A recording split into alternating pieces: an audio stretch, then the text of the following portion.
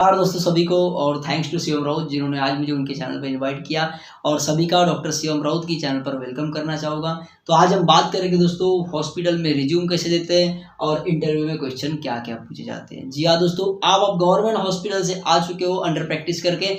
अब आपको private hospital में रिज्यूम देना है और रिज्यूम देके क्या करना है, on the base of salary के बेसिस पर प्राइवेट हॉस्पिटल ज्वाइन करना है। तो दोस्तों उसकी प्रोसीजर क्या होती है, इंटरव्यू में क्वेश्चन क्या क्या पूछते हैं, उनका आंसर किस तरह से देना है, आज हम बात करेंगे। सबसे पहले बात करेंगे दोस्तों यहाँ पे रिज्यूम।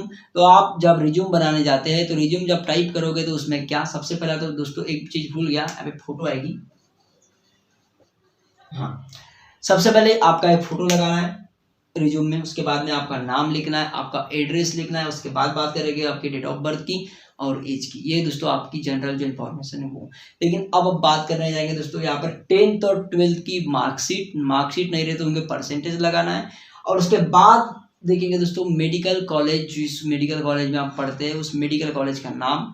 आपकी अगर मेडिकल कॉलेज आप जब भी ज्वाइन करते हैं, अगर थर्ड ईयर में करते हैं तो फर्स्ट ईयर सेकंड ईयर की मार्कशीट, और अगर लास्ट ईयर में करते हैं तो first year second year third year की मार्कशीट, और अब अगर फर्स्ट ईयर में तो जनरली नहीं करते हम लोग, तो सेकंड ईयर से करते हैं तो फर्स्ट ईयर की मार्कशीट। इस तरह से आपको मेडिकल कॉलेज के नाम के साथ मेडिकल कॉलेज की जो भी first year second year third year की मार्कशीट है वो उसमें पीछे में लगा देना है जेरोक्स। और उसके बाद बात करेंगे दोस्तों अंडर प्रैक्टिस का ड्यूरेशन। जी हाँ दोस्तों, आप जिस भी हॉस्पिटल में अंडर प्रैक्टिस किए होगे, चाहे वो 2 महीना रही होगी, 1 साल रही होगी, 6 महीना रही होगी, 3 महीना रही होगी, उसका ड्यूरेशन, और साथ में अगर वहाँ पर अगर उनकी एक्सपीरियंस सर्टिफिकेट वो लोग दे रहे तो काफ़ी अच्छी बात है, वो भी उसमें जेरोक्स कॉपी लगा लेना चाहिए। और नहीं दे रहे तो और कुछ नहीं, बस रिज्यूम में अपन टाइप करके लिख सकते हैं कि 3 मंथ 6 मंथ या 1 ईयर करके। उसके बाद बात करेंगे दोस्तों अंडर प्रैक्टिस हॉस्पिटल। जी हाँ दोस्तों, जिस भी प्रैक्टिस हॉस्पिटल में आप प्रैक्टिस किए होगे, चाहे वो गवर्नमेंट हॉस्पिटल हो या प्राइवेट हॉस्पिटल हो, वहाँ का अंडर प्रैक्टिस का जो हॉस्पिटल है उसका नाम वो रिज्यूम में होना चाहिए। और इस तरह का पूरा प्रोफार्मा बनेगा। इस तरह का पूरा प्रोफार्मा बनाने के बाद आपको क्या करना है दोस्तों, रिज्यूम को पुट करना है कहाँ पर, अपने जिस भी हॉस्पिटल में आप जा रहे हैं वहाँ पर।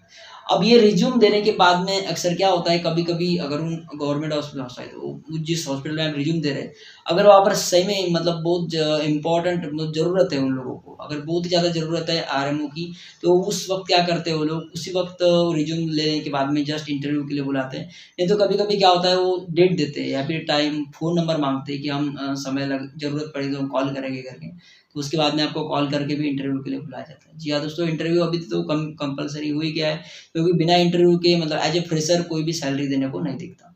तो बात करेंगे दोस्तों, ये तो हो गया रिज्यूम के बारे में, बहुत इंपॉर्टेंट वाली हम बात करते हैं रिज्यूम के बारे में। अब रिज्यूम के साथ साथ मैं बोलना चाहूंगा आपको बहुत इंपॉर्टेंट वाली बात, और ये रहेगी दोस्तों तुम्हारे इंटरव्यू के क्वेश्चंस की। अब क्या हो गया, आपने रिज्यूम तो दे दिया, रिज्यूम देने के बाद में क्या होता है, आप उस हॉस्पिटल में एंटर करोगे। हॉस्पिटल में एंटर करोगे, आपको क्या होगा, वहाँ पर जो आपका आरएमओ इंचार्ज होता है, मतलब ये जो प्रैक्टिशनर होते हैं, मतलब जैसे कि मेडिकल ऑफिसर जो होते हैं, इनके इंचार्ज होते हैं पर्टिकुलर हॉस्पिटल में। जो मल्टी स्पेशलिटी पे जाओगे तो इंचार्ज हो गए। अभी छोटे मोटे अगर प्राइवेट हॉस्पिटल में अगर आप गए तो वहाँ पर इंचार्ज नहीं होता, वहाँ पर कैसा होता है, जो खुद ही डॉक्टर रहता है, मतलब जिसका खुद का हॉस्पिटल है, वही कुछ क्वेश्चंस पूछ लेता है। तो ये क्वेश्चंस क्या क्या होते हैं, मैं क्वेश्चंस बताने के पहले बोल दूं कि यहाँ पे क्वेश्चंस क्या क्या होता है, आपको पता होगा। तो सबसे पहला क्वेश्चंस आपको देखने को मिलेगा दोस्तों, वहाँ पर सबसे पहले पूछते हैं कि भैया आपका नाम क्या है।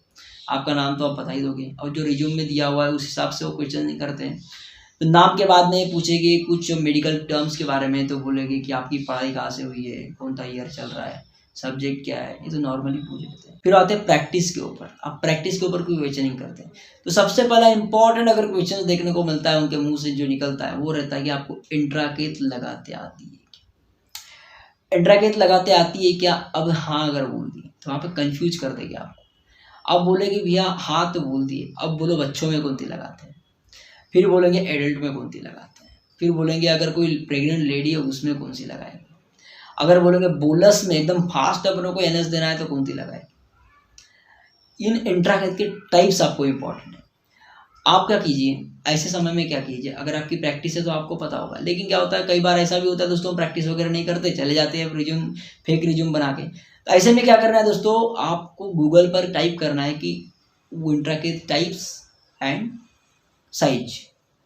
अगर आप ऐसे टाइप कर लो तो गूगल में पूरा लिख के आ जाता है कि यूनिवर्सल इंट्राकर पिंक है तो उसका 20 गॉज वाली रहती है, तो ऐसा 80 ml पर आर की स्पीड वगैरह रहती है, एज लाइक पूरा उसमें लिखा हुआ रहता है।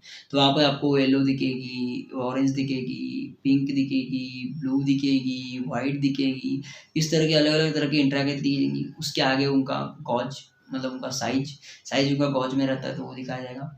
और ये जो है ये सब वो इंट्राकेट जो है इंट्राकेट का पूरा टाइप्स उसमें दिखाया जाएगा। बस वो आपको बस रट लेना है और ये सब रट उट के जाने का कहाँ पे, इंटरव्यू में। सेकंड नंबर की बात करेंगे दोस्तों, वहाँ पर सूचर करते आता है। ये सूचरिंग की बहुत इंपॉर्टेंट है, क्योंकि जब आरटीई का पेशेंट आता है और आपकी ड्यूटी अगर वो लोग कैजुअलिटी में लगा दे तो एट दैट टाइम आपको फिर सूचरिंग करते आना चाहिए। तो सूचर में भी वो बोलेंगे कि इथिलॉन टाइप्स बताओ, बोलेंगे सूचर के। सूचर में आपको टाइप बताना पड़ेगा। तो अगर बात करते हैं हम सूचर की, तो सूचर में इस तरह से बात करेंगे कि उसमें भी कुछ टाइप्स होते हैं। सूचर की टाइप्स उन्होंने पूछ ली है, तो सूचर के टाइप्स में वो पूछेंगे दोस्तों कि कितने टाइप्स होते हैं। तो आप बताने का सिंपल सी कि नॉन एब्जॉर्बेबल होता है, एब्जॉर्बेबल होता है। जो एब्जॉर्बेबल रहता है उसके दो टाइप होते हैं, एक नेचुरल होता है और सिंथेटिक होता है। सिंथेटिक में बता देने का दोस्तों, सिंथेटिक में कौन रहेगा, वाइक्रिल रहेंगे, मोनोक्रिल रहेंगे। और सेकंड नंबर की बात करते हैं इधर में किसा मतलब ये जो है मतलब नॉन एब्जॉर्बेबल में। तो नॉन एब्जॉर्बेबल में बता देने का दोस्तों अपन क्या, तो वही बता देने का कि नायलॉन है, नायलॉन इथिलॉन वाले लगाते हैं। फिर कैसा है, सूचर के टाइप्स बताने के बाद में ना ये कुछ मतलब उनके कुछ पॉइंट्स आते हैं, मतलब 3 नॉट का रहता है, 1 नॉट का रहता है, 2 नॉट का रहता है, ये कहाँ पर लगा